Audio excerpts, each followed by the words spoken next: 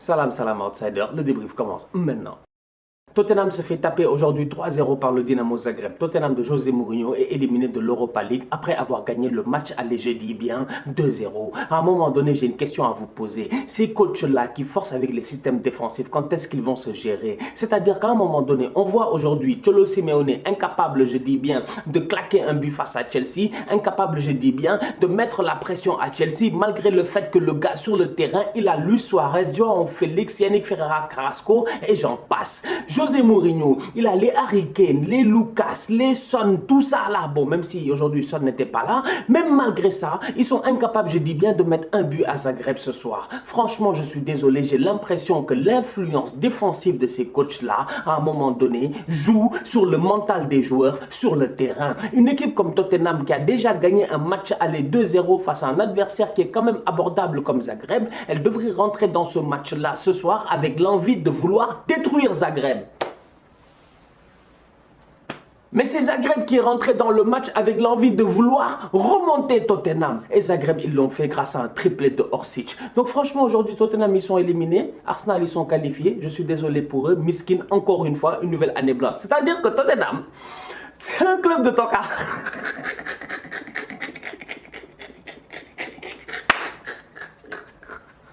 Désolé, je ne pouvais pas être sérieux aussi longtemps. Je ne pouvais pas être sérieux.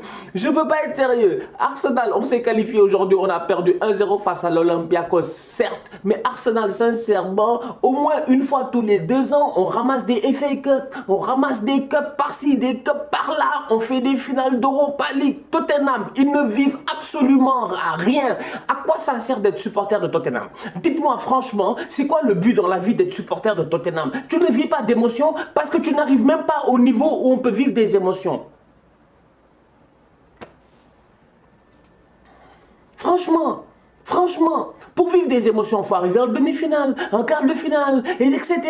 Tottenham, c'est des tocards, ils sont incapables de se gérer. Harry Kane, aujourd'hui, qu'est-ce qu'il n'a pas raté? Le même Harry Kane, je dis bien, qui avait vendangé des actions lors de cette demi-finale de Coupe du Monde, Angleterre-Croatie, où Harry Kane aurait dû, je dis bien, claquer des buts. C'est ce même Harry Kane qui, aujourd'hui, est tombé face à une équipe croate. Il n'a rien vu. Franchement, je suis désolé, Tottenham ne sait pas gérer. José Mourinho, Cholo Simeone, tout ça là, ils vont plus. Non, c'est fini, c'est fini. Franchement, c'est fini. On a marre. Chaque fois, ils sont là, ils nous vendent du rêve, ils nous font croire des affaires que nous-mêmes, on ne peut pas croire. À chaque fois, on se dit que ces gars-là, malgré, je dis bien, leur manque de propositions footballistiques, avec leur style, avec leur grinta, leur envie défensive, leur vamos, les gars vont réussir à soulever une coupe. Ça fait combien d'années ils ne l'ont pas fait? Franchement, Cholo Simeone, ok, il nous a fait des finales de Ligue des Champions, mais mis à part ça, franchement, ça fait combien d'années, je dis bien, il n'a pas réussi à briller en Ligue des Champions, en toute honnêteté. José Mourinho, c'est la même chose. Ok, il a gagné une Europa League, mais rappelez-vous, je dis bien, du cursus qu'il a fait pour gagner cette Europa League-là avec Manchester United, d'autant plus qu'il a battu une équipe de l'Ajax qui n'était pas encore prête. Il y avait les De Jong, les De Ligt et tout ça, ils n'étaient pas encore prêts. Un an plus tard, il rejoue United de Mourinho, il les tape. Donc franchement, à un moment donné, je suis désolé, ces coachs-là, ils me fatiguent. Ils m'ont fatigué.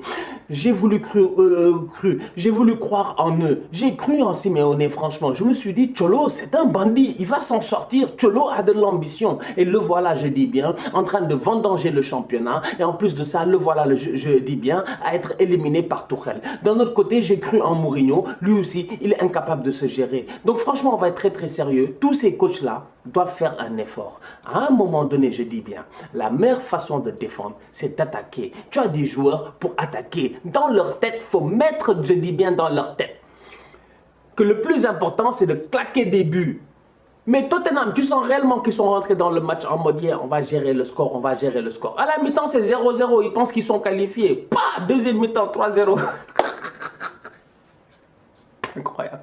Malgré la défaite d'Arsenal 1-0 face à l'Olympiakos, Arsenal se qualifie, je dis bien, pour les quarts de finale de l'Europa League. Dieu merci, Dieu merci. On a encore une fois souffert. Sincèrement, Youssef El Arabi, il est chiant, il est fatigant. En toute honnêteté, Leno, aujourd'hui, il s'est géré. C'est parce que Leno, il a fait des arrêts en première mi-temps sur El Arabi. Sinon, aujourd'hui, nous aussi, on prend une remontada. C'est-à-dire que les clubs de Londres, là, ne sont pas sérieux. Les Anglais ne sont pas sérieux. Arsenal, on rentre dans le match aujourd'hui, mais qu'est-ce qu'on n'a pas vendangé? Qu'est-ce qu'on n'a pas vendangé? Nicolas Pepe, il doit claquer son but, franchement. Aubameyang doit claquer son but. Smith Rowe doit claquer son but. Tout le monde doit marquer un but dans cette équipe-là. Personne n'est là pour marquer un but. Arsenal, je dis bien, en première mi-temps, on a dominé l'Olympiakos. Malheureusement, on n'a pas réussi à concrétiser. On est revenu en deuxième mi-temps très très tôt. Ils ont marqué un but à la 50e. Heureusement, on a réussi à tenir. Top performance de la part quand même de l'Olympiakos. C'est à saluer parce que cette équipe-là, ils sont respectables. Franchement, ils sont respectables. Individuellement, ils ne sont pas très forts, mais collectivement parlant, c'est beau. Le Milan a ses deux Zlatan et de Pioli se fait éliminer de l'Europa League par Manchester United. Encore une fois, Manchester United a frappé. Il n'y a même pas quelques jours ou quelques semaines, je ne me rappelle même plus, dans un débrief de Manchester United, je vous disais que cette équipe de Solskjaer-là, je ne la comprends pas. Je n'aime pas la débriefer, elle est compliquée à débriefer. L'équipe, elle gagne, tu ne comprends pas pourquoi ils ont gagné, parce que sur le terrain, ce n'est pas nécessairement la meilleure équipe. Cependant, s'il y a une chose qu'il faut leur donner, c'est que depuis le début de l'année 2021, défensivement parlant, c'est difficile de les prendre. Cette équipe de Manchester United là, depuis déjà que Dean Henderson est dans les buts, c'est déjà magnifique. Parce que Dean Henderson, moi, comme je vous ai toujours dit, le boy, qu'est-ce qu'il n'a pas fait à Sheffield pour mériter de revenir de près? Il est allé à Sheffield en prêt. Il a percé à Sheffield. Franchement, il revient de près. De Gea est toujours là. Aujourd'hui que De Gea est out of the game, qui est là, c'est Dean Henderson. Et il sort top performance sur top performance. Tête de Zlatan, claquette de Dean Henderson. Franchement, on va être très très sérieux. Au-delà de cela, défensivement parlant, il y a de la rigueur. Aujourd'hui, j'ai vu un journaliste, on va payer un peu de son nom, un journaliste de l'équipe. Il faut aller voir sur mon Twitter tout ça là. Il a dit que Luke Shaw est nul. Mais j'étais choqué.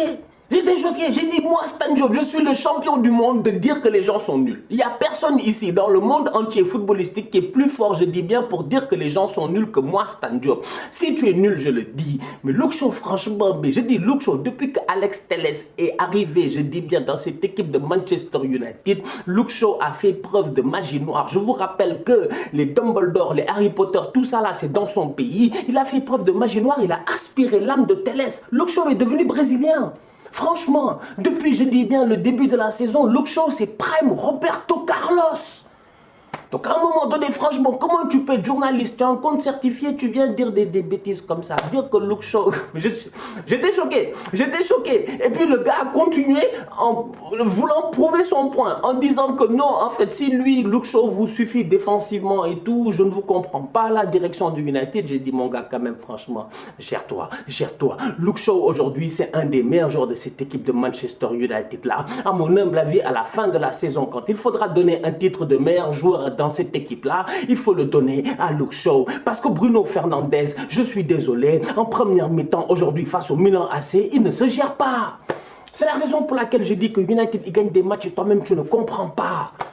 Tout leur jeu passe par qui? Par Bruno Fernandes. Dès que lui, il est out, qu'est-ce qui se passe?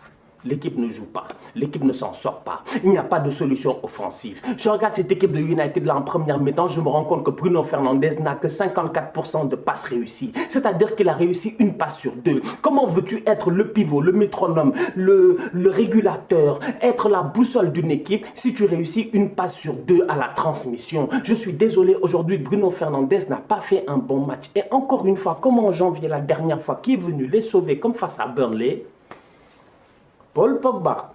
C'est-à-dire que moi, des fois, je me pose des questions et je deviens fou tout seul là à regarder les matchs en me disant, mais United, c'est quel genre de marabout ils ont sorcié là-bas, des trucs de Harry Potter, tout ça là, moi je comprends pas. C'est pas possible, c'est pas possible. Aujourd'hui, le Milan, au pire des cas, c'est 0-0. Tu regardes le match, au pire des cas, c'est 0-0. Franchement, au pire des cas, c'est 0-0. United n'a pas fait un match extraordinaire qui justifie, je dis bien, que United puisse marquer un but.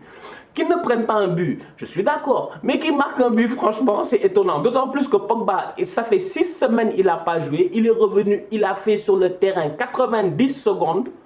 Il a claqué un ballon sur la transversale. Incroyable, franchement. Bien joué de la part de United.